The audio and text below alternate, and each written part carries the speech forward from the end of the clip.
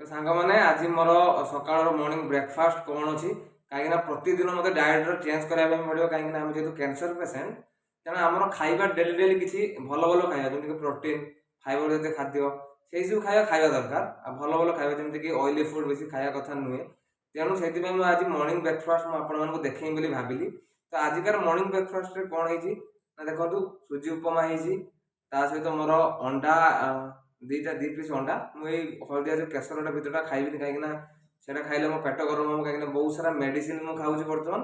आ सहित किसी फ्रुट्स आउ सका क्षीर पीए ग्लास जेहतु आज क्षीर ना तेणु मुझे एतिक एडजस्ट करी गोटे सैड्रे गोटे जो उपमा खायापी गोटे सैड आइटम गोटे रहा दरकार।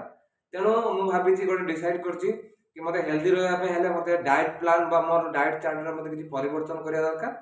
तेणु से भाव कि मुझे रेगुलर एक्सरसाइज करुँची सहित यही खाଇବା हेल्दी डाएट नौ आग को भी केवल यही जिनसा डेली डेली खाइबिनी फ्रुट्सटा मोर कमन रेली अंडाटा मोर कमन